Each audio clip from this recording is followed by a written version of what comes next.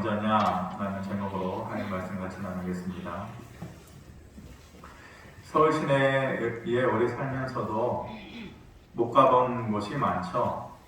예를 들어서 남산도 한번 가보기 어렵고, 한강 유람선 한번 타보는 것도 어렵고, 육산 빌딩 또 롯데 타워도 한번 지나가면서는 가도 직접 가보기는 좀 어려운데, 저는 서울 시내에 살면서 자주 안 가는, 운전을 할 때에 굉장히 낯설고 힘든 지역 중에 하나가, 제가 강북에 오래 살았음에도 불구하고 강북 저 끝자락에 있는 노원구, 도봉구 이쪽으로는 거의 안 가봤어요. 그래서 가면은 낯설고 또 좀 운전하기 어렵다라는 생각이 드는데, 얼마 전에 저희 누님이 이사를 해서 그쪽에 다녀오다가 돌아오는 길이었죠.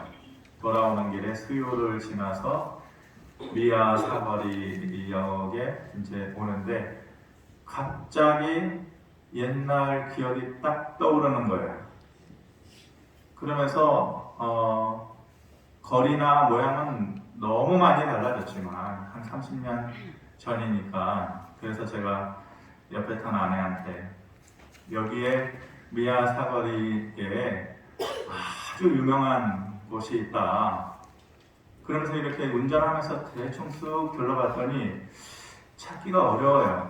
그게 뭐냐 그랬더니 빅토리아 나이트 클럽이라고. 빅토리아 맞나요? 글로리아인가? 빅토리아인가?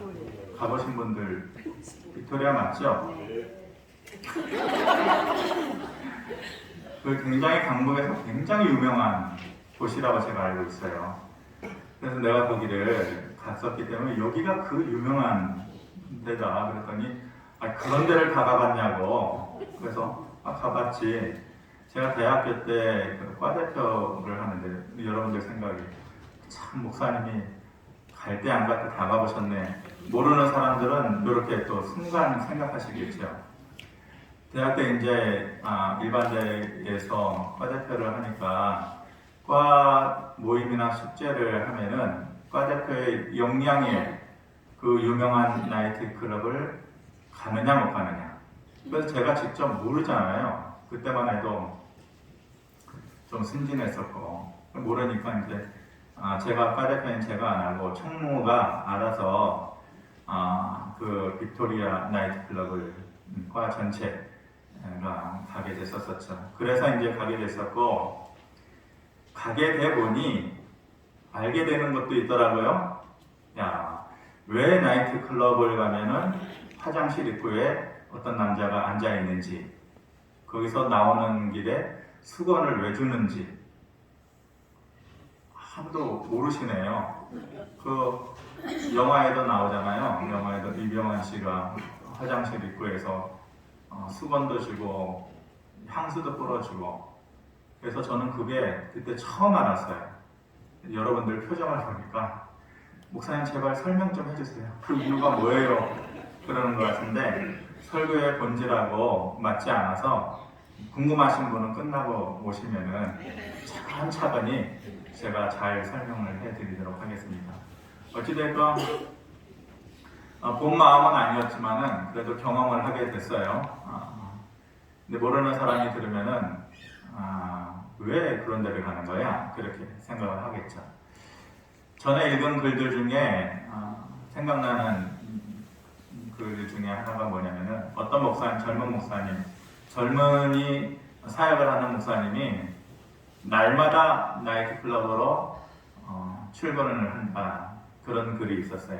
그래서 무슨 내용일까 하면서 봤는데, 해화동 쪽에 있는 교회인 걸로 알고 있는데, 젊은이 사역을 하는 그 목사님이 젊은이들이 너무 희망 없이 소망 없이 살아가는, 그것도 문제이지만 자기들의 그 인생의 허전함을 나이트 클럽에 가가지고 밤새도록 풀고, 안 되겠다 싶어가지고 내가 나이트 클럽 가가지고 저들을 좀 전도해야겠다. 그래서 머리도 노랗게 물들이고 또 옷도 어울리게 또 청바지도 찢고 그래가지고 날마다 나이트클럽을 출퇴근을 한다라는 거예요. 여러분들은 어떻게 생각하셔요? 그 목사님 마음에 들어요? 가타부타 얘기를 제 그 목사님이 참 대단하다 싶었어요. 어떤 사람이 그 목사님에 대해서 이런 댓글을 그어놨어요. 도둑놈을 전도하기 위해서 도둑질을 배울 필요는 없다. 그런데 도둑놈을 전도하기 위해서 교도소에는 가야 되지 않느냐. 그 말이 딱 맞는 말이죠. 만약 그 목사님이 거기에서 어울리는 게 좋아가지고 가는 도둑질을 배우기 위해서 가는 거라고는 문제죠. 그런데 그들을 전도하기 위해서 그 땅으로 들어가는 것은 그것은 희생이고 헌신이고 고귀한 사역이죠. 아마 후자 쪽이지 않겠어요? 그래서 모르는 사람들은 이거에 대해서 이렇다 저렇다 말이 많겠죠. 그런데 대부분의 사람들이 교도소 문전에도 안 가본 사람, 그들을 전도하기 위해서 사형내 한번 입 밖으로 꺼내보지 않은 사람, 그리고 밤새 춤을 추면서 그 마음의 허전함을 달래야 되는 그 젊은이들의 그 소망 없음에 대해서 이해도 하지 못하면서 가네 마네 그것을 왜 가네 안 가네 그렇게 얘기하는 사람들이죠.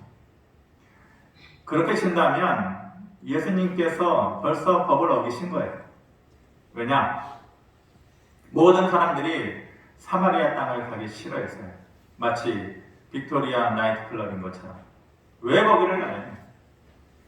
사마리아 땅은 이미 북이스라엘에 의해서 멸망당하고 나서 그리고 외부에서 많은 외부 민족들이 들어와서 더 이상의 이스라엘의 정통의 혈통을 유지할 수가 없는 혼혈족이 됩니다. 그러니까 사마리아 사람들은 이제 유대 사람으로 쳐주지 않아요. 너희들은 이방 사람들과 똑같다. 그래서 남유다 사람들은 북이스라엘의 그 사마리아 사람들을 개다, 돼지다 이렇게 부정한 것으로 취급해서 그 땅을 가야만 북쪽으로 올라갈 수 있는데도 지나가지 않아요. 그 땅을. 이 더러운 땅을 내가 왜 밟고 가느냐. 뺑 돌아서 갔단 말이에요. 근데 예수님께서 그 땅으로 가신 건 아니에요. 그 사마리아 땅으로 가서 그 우물가에 그 인생의 소망을 잃어버린 여인을 만나가지고 그 여인의 삶에 소망의 빛을 주고 변화시킨 것 아니에요. 그러니까 무엇이 더 중요한 것이냐? 사람의 생각이 중요한 것이냐? 아니면 하나님의 생각이 중요한 것이냐? 사람의 기쁨을 위한 것이냐? 아니면 이것이 하나님의 기쁨을 위한 것이냐? 그것이 기준점이 되어야 되는 것이죠. 오늘 본문은 다윗의 인생에서 그의 마음 가운데 원픽 소원, 하나를 딱 꼽는 소원이라고 하면은 아마 그의 왕 되고 나서 이것이었을 거예요. 법궤를 다윗성으로 들여오는 것이에요. 법궤는 광야 시대 때부터 이스라엘 사람들과 함께했던 하나님께서 함께하시는 상징이죠. 그 법궤 안에는 아론의 쌍난 지팡이도 있었고 십계명이 접힌 돌판도 있었고 그리고 만나를 담은 항아리도 있었어요. 이스라엘 백성들이 어디를 이동을 하든지 전쟁을 하는 순간에 항상 그 법궤를 제일 먼저 제사장들이 지고 이동을 했죠. 하나님께서 함께 하신다라는 상징적인 것이에요. 우여곡절 끝에 그 법궤를 한때는 블레셋 땅에 빼앗기기도 하고 또 1차로 그것을 법궤를 이동시켜서 다윗성에 들여오려고 할 때에 불행하게도 우사라고 하는 사람이 잘못해서 그 법궤에 손을 대는 바람에 죽는 사건이 있었어요. 그러니까 여러 가지 일 때문에 들여오고 싶은데 하나님께서 우리와 함께 하시는 것을 너무나도 강렬하게 다윗은 느끼고 싶은데 이루어지지 않는 것이죠. 그런데 결국 이제 제일 하고 싶었던 일, 그 법궤를 들여오고 있는 것이에요. 다윗성으로 이동시키는 장면이 오늘 본문인데 본문에 두 사람이 나와요. 한 사람은 하나님을 기쁘시게 하기 위해서 자기 자신을 망가뜨려 가면서까지 하나님을 기쁘시게 하는 사람이고, 또 한 사람은 사람들의 시선이 부끄러워서 자기도 기쁘게 못하고 하나님도 기쁘시게 하지 못하는 그 사람이죠. 이미 짐작하고 있겠지만 앞에 사람은 자기를 망가뜨리면서까지 하나님을 기쁘시게 한 사람은 다윗이고, 두 번째 나오는 자기도 기쁘게 하지 못하고 사람들 시선 때문에 하나님을 기쁘시게 하지 못한 사람은 다윗의 아내 미갈이에요. 부부인데, 한 몸과 같은 부부인데 참 생각이 달라요. 말하는 것도 달라요. 행동하는 것도 달라요. 그래서 삶의 결과도 완전히 달랐던 것이죠. 하나님은 다윗에게 더 할 수 없는 복을 주셨어요. 그런데 그 아내 미갈에게는 저주를 주셨죠. 23절에 보면 그러므로 사울의 딸 미갈이 죽는 날까지 그에게 자식이 없었다.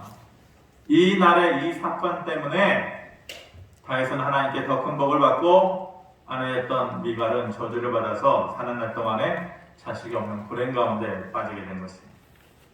다윗은 하나님 앞에서 그 하나님을 가까이 할 수 있다는 사실이 너무너무 기뻤던 거예요. 이 장면을 보면서 저는 또 다른 장면을 떠올리게 돼요. 90세 되신 어머니의 생신잔치 날, 그 잔치 행사장, 그런 장면을 떠올리게 돼요. 78세 된 노인 아들이 90세 된 어머니 앞에서 나와가지고 춤을 추는 거죠. 마치 다윗이 법궤 앞에서 춤을 추듯이. 그런데 그 앞에 5살 난 손자도 있어요. 16살 된 청소년 된, 그리고 말해도 듣지도 않고 뭘 해도 반응도 없고, 그 할아버지 78세 된 할아버지가 90세 된 어머니 앞에서 춤을 추는 것을 보면서 힐끗 쳐다보는데, 그 힐끗이라는 그 시선에는 무시하는 눈치, 저 왜 그러실까? 그런 눈치. 16살 된 청소년 손자도 있고, 이제 갓 사회생활 시작한 28살 된 손녀도 있고, 그리고 결혼을 해서 가정을 이룬 30세 된 손자도 있고, 그리고 54살 자기 아들도 있고, 그 수많은 사람들 앞에서, 각자의 생각이 다르고 시선이 다른 사람 앞에서 78세 된 노인네 아들이 90세 된 어머니 앞에서 열심히 춤을 추는 거예요. 각자 생각이 다르겠죠. 보는 눈이 다르겠죠. 그 잔치집에 와가지고 아마도 젊은 16살 된 청소년 손자는 이해하지 못할 거예요. 노망나셨나? 저렇게까지 해야 되나? 그렇게 생각했을 것이고, 아마 70세 비슷한 연배의 사람이 있다면은 참 유별나다, 이렇게 생각하는 사람들도 있겠죠. 그런데 그런 생각에 머무는 사람은 그 아들의 마음도 모르고 그 어머니의 마음도 모르는 거예요. 그 어머니는 78세의 아들로 보는 게 아니에요. 그 어머니는 그냥 내 아들인 거죠. 내 아들이 내 앞에서 춤을 추네? 그보다 더 기쁜 일이 있을까요? 그리고 78세 된 아들은 다른 생각을 뭘 하겠어요? 아유, 내 손자들이 나를 어떻게 볼까? 이 생각에 머물러 있는 것이 아니라 어머니 앞에서 내가 춤을 추면 얼마나 좋아하실까? 그 생각에만 머물러 있는 거예요. 그러니까 그것을 이해하지 못하는 사람은 이 아들의 마음도 이해하지 못하고 어머니의 마음도 이해하지 못하는 것이에요. 다윗이 그런 거죠. 14절에 다윗이 여호와 앞에서 힘을 다하여 춤을 추는데 그때 다윗이 베옷을 입었다, 이렇게 말해요. 힘을 다하여 라는 것은 진심으로 열심히 춤을 춰요. 그냥 대충 사람들 보니까 기뻐하는 척좀 해야지, 이게 아니라 진심으로 열심히 춤을 추는데, 왕이 배로 된 에봇을 입었다. 원래 제사장들이 입는 겉옷 복장이거든요. 왕은 왕복을 입어야죠. 그런데 배로 된 애복 복장을 입었다라는 것은 좀 편하게, 제 해석인데 좀 작정하고 편하게 춤을 추고 몸을 놀리기 위해서 작정하고 이랬던 거예요. 애초부터 내가 법궤가 들어오면 춤을 추겠다, 이런 마음으로 다윗이 그랬던 거예요. 다른 사람은 안 보겠다는 거예요. 하나님만 바라보는 마음이 여기에 묻어있는 것이죠. 21절에 다윗이 미갈에게 이르되 이는 여호와 앞에서 한 것이니라. 그가 내 아버지와 그의 온 집을 버리시고 나를 택하사 나를 여호와의 백성 이스라엘의 주권자로 삼으셨으니 내가 여호와 앞에서 뛰놀리라. 조금 이따 보겠지만은 미갈이 핀잔을 주거든요. 다윗의 진심이 여기, 하나님께서 나를 택해 주셨다. 평생 목동으로 양치고 살아야 하는 그 양치기 나를 하나님께서 택해 주셔서 바닥 인생을 사슴의 발처럼 반석 위를 뛰어다니는 그런 인생으로 만들어 주셔서 왕으로 삼으셨으니 내가 하나님 앞에서 뛰노는 것이 뭐가 잘못이냐. 그런데 이 모습을 보고 혀를 끌끌 차는 사람이 있었죠. 미갈이, 아내였던 미갈. 불만이 뭐예요? 도대체 왕이 돼서 왕 같지 않다. 왕이 되면 채통도 좀 지키고 왕 같은 위엄도 보이고 건들건들 하지도 말고 고개도 도리도리 하지 말고 좀 그렇게 뭔가 좀 왕 같은 모습이 있어야 되지 않느냐. 어떤 사람들은 분명 이 미갈의 말이 맞다라고 생각하는 사람들도 있을 것이에요. 왕이면 좀 점잖게, 좋아도 겉으로는 좀 티 안 나게, 왕이면 좀 그래야지, 그렇게 생각하겠죠. 그런데 하나님은, 중요한 것은 하나님은 그 다윗이 너무 이뻐 보입니다. 하나님의 기쁨을 위해서 자기 자신을 망가뜨려 가면서까지 옷이 벗겨지는 줄도 모르고 춤을 추는 그 다윗이 하나님의 시선에는 너무 이뻐 보입니다. 그리고 그 하나님 앞에서 사람 생각하고 사람들의 시선을 의식하는, 점잖게 고상하게 그렇게 행동하고 말하는 미갈이 미웠던 거예요. 하나님. 그래서 그 미갈을 저주하신 것 아니에요? 우리가 살면서 누구의 기쁨이 먼저냐 라는 것은 우리에게 매우 중요한 기준점이에요. 특히 선택의 상황에 있어서 내가 이것을 선택할 거냐, 저것을 선택할 거냐, 이곳을 갈 거냐, 저곳을 갈 거냐, 이 길을 걸어갈 거냐, 저 길을 걸어갈 거냐, 그 모든 선택의 순간에 하나님의 기쁨이 뭐냐, 하나님의 마음이 어디 있느냐를 먼저 적용해 보는 것, 그것이 우리 삶에 매우 중요한 기준점이 됩니다. 다윗은 왕이에요. 사람들 시선이 부끄럽지 않아요. 단지 생각나는 것은 하나님께서 얼마나 좋아하시고 기뻐하실까, 그거였죠. 또 하나의 장면을 여러분들한테 말씀드립니다. 30세 아들, 얼마 전에 서울 생활을 했어요. 제가 꾸며낸 얘기에 있는 얘기는 아니고 5년 정도 서울 생활을 했어요. 직장 생활을 했어요. 근데 직장 생활이라는 것이, 서울에서 하는 직장 생활이라는 것이 녹록치 않아요. 5년 만에, 오래간만에 시골에 있는 부모님을 뵈러 갔어요. 늙으신 부모님 앞에 서 있는데 그 부모님 처음 보는 말이 서울 아들 왔나? 잘 있었지? 처음 하는 말이 뭐냐면은 서울 아들 왔나? 서울 아들 왔나? 이 서울이라는 것이 뭐 대단한 것이겠어요? 근데 그 시골 부모님에게는 아이고 우리 서울 아들 왔나? 이 시골 소총구석에서 공부해가지고 출세하고 성공해가지고 서울 회사에 다녀가지고 얼마나 부모님이 좋아요. 그래서 말하는 거지. 서울 아들 왔나? 반가워가지고 부모님이 손 꼭 붙잡고 처음에 그 말을 하는데 이 30세 아들이 처음 부모님을 보는 그 자리에서 두 손을 잡고 엉엉 우는 거예요. 아버지 도저히 힘들어서 못 살겠어. 이 서울 생활이라는 것이, 직장 생활이라는 게 너무너무 고달프고 힘들어요. 사는 게 아니에요. 있는 내내 그런 며칠 있는 내내 그러면서 올라가면 부모의 마음이 어떨까요? 30세가 된다라는 것은 어른이 된다라는 것 아니에요. 점차 어른이 돼간다라는 거예요. 내 안의 아픔은 접어들 줄 알아야 돼요. 그리고 부모님을 안심시키고 기쁘게 해드려야 되는 것이죠. 서울 생활 어떠냐?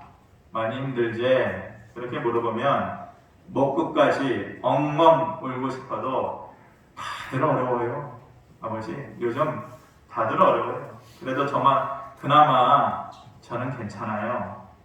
걱정하지 마세요. 잘 지내고 있어요. 그렇게 말하고 나서 마을길로 나오는 거예요. 해질녘에. 근데 그 마음은 문드러지죠. 그리고 착착한 거예요. 말은 그렇게 했어도 너무너무 힘든 거예요. 그런데 그러다가도 생각지도 못한 것에서 우리는 위로와 힘을 얻기도 해요. 아무것도 아닌데 내 마음은 문드러지는데 저녁 무렵에 굴뚝에서 모락모락 피어오는 연기 한 줄기 보면서도 위로가 되기도 하고, 또 소들이 여기저기 흩어져서 꿀 먹는 모습을 보면서도 힘을 얻기도 하고, 아침에 일어났을 때에 마당에 하얗게 이슬이 내려있는 것을 보면서도 거기서 위안을 얻기도 하고, 농번기에 다들 바쁘게 움직이는 모습을 보면서 그래, 이게 아무것도 아닌데 그래, 사는 게 다 그렇구나. 그러면서 자기도 모르게 생각지도 않았던 곳에서 위로를 받기도 하고 힘을 얻기도 하는 거예요. 그러면서 그래, 다시 해보자.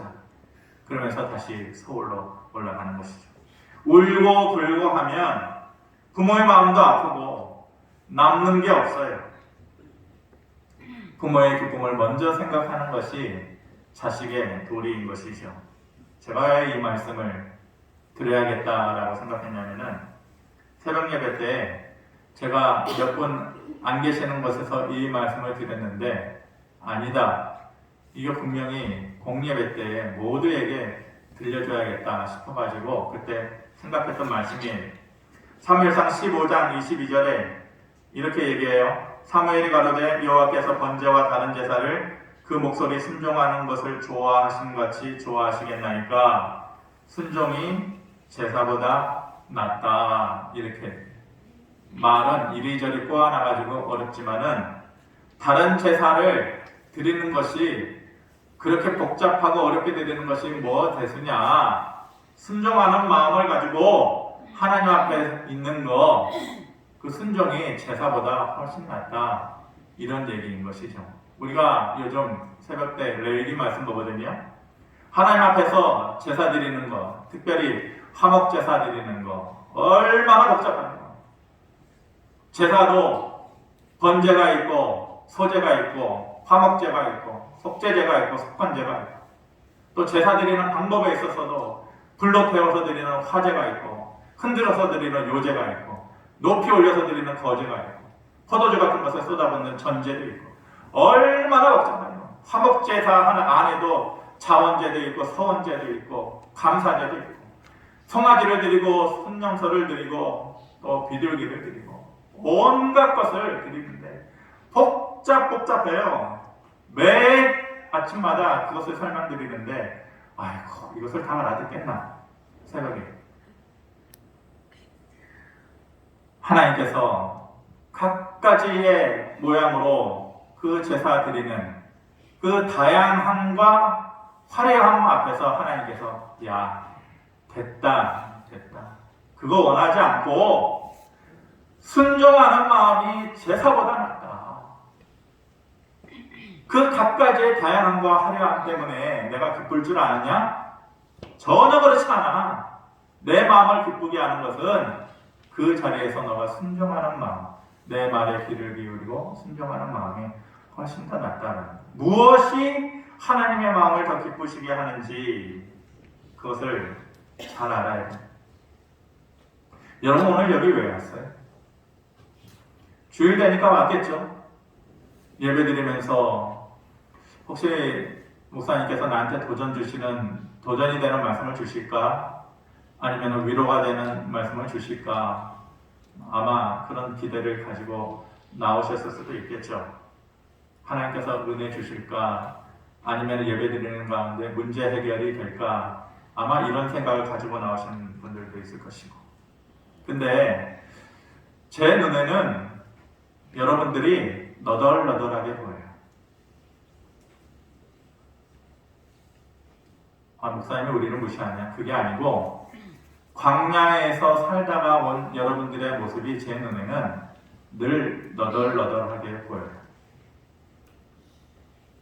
여러분들의 마음은 예배 드릴 때의 그 마음은 어떤 사람은 슬픈 사람이 있겠죠.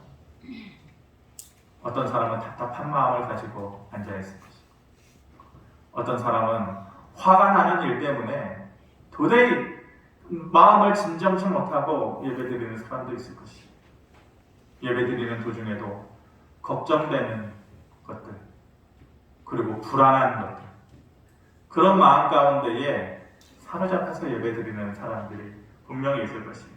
그런데 여러분들한테 제가 한 가지 부탁 아니면 제안 아니면 방법을 알려드린 내가 너무 화가 나요. 지금 너무 슬퍼요. 너무너무 불안해요. 너무너무 두려워요. 그런데 그 생각을 멈추세요. 이 시간에 멈추시고 하나님 제 예배를 받아주세요. 이렇게 한번 고백해보세요. 부모님 찾아가가지고 엉엉 울면서 못 살겠어요. 너무너무 힘들어요. 그렇게 서울로 올라가지 마시고 괜찮아요. 다들 어려운데 그래도 감사할 일이 있어요. 그리고 나왔더니 예상치 못했던 곳에서 위로받고 힘을 얻는 경우들이 있어요. 저는 여러분들이 예배드리는 이 한 시간 딱 한 시간 아니에요? 새벽 예배 때 이 말씀을 드리는데 우리가 각가지의 목적을 가지고 예배드리는데 그 생각을 다 멈추시라고. 슬픈 마음을 멈추시고 화나는 마음을 멈추시고 두려운 마음을 멈추시고 불안한 마음을 멈추시고 하나님 제 예배를 받아주세요. 그렇게 하면 어떻겠어요? 그랬을 때에 내가 예상치 못했던 주변의 것들을 통해서 하나님께서 우리의 위로를 주시고 힘이 되어 주실 것입니다. 힘들고 어려울 때는 내 스스로가 내 기쁨을 만들어낼 수가 없어요. 그런데 그때는 그 기쁨을 하나님께서 만들어 주시는 것을 기대하면서 살아야 돼요. 그래서 하나님의 기쁨을 먼저 생각하면 그 뒤에 내 기쁨이 따라온다. 하나님의 기쁨을 먼저 생각하고 예배 드릴 때에도 다른 생각을 다 내려놓고 묻어두고 하나님 앞에서 내 온 시선을 집중하면서 춤췄던 다윗의 모습처럼 아버지 앞에서 오래간만에 와가지고 괜찮다고 위로하면서 부모의 기쁨이 된 그 아들처럼 예배 드릴 때 하나님 제 예배를 받아주세요 라고 집중한다면 하나님께서 예상치 못했던 삶의 기쁨을 우리에게 허락해 주실 줄 믿습니다. 그런 예배자가 되기를 바랍니다. 고마우신 아버지 하나님, 우리가 다윗의 모습처럼 성숙하게 하나님만을 바라보면서 산다라는 것이 사실상 어렵고 힘이 드는 부분일 수 있습니다. 그런데 노력하기를 원합니다. 하나님의 기쁨이 먼저이고 특별히 예배드릴 때에 많은 감정의 요인들을 내려놓고 하나님께 내 예배를 받아달라고 고백할 수 있는 그런 믿음과 마음의 성숙함에 이룰 수 있게 하시기를 원합니다. 30살 된 아들은 이제 서서히 어른이 돼가는 것입니다. 우리도 하나님 앞에서 믿음의 연수로 따지면은 30살 이상이 된 사람들인데 늘 어린아이처럼 슬퍼요, 아파요, 불안해요, 두려워요 말고 하나님 제 예배를 받아주세요 라고 하나님의 기쁨을 먼저 생각하면서 그런 믿음을 가질 수 있게 하시고 그러한 믿음이 헛되지 않음을 우리의 삶으로 증명해 주시옵소서. 예수님의 이름으로 기도합니다. 아멘. 준비하시면 드리겠습니다.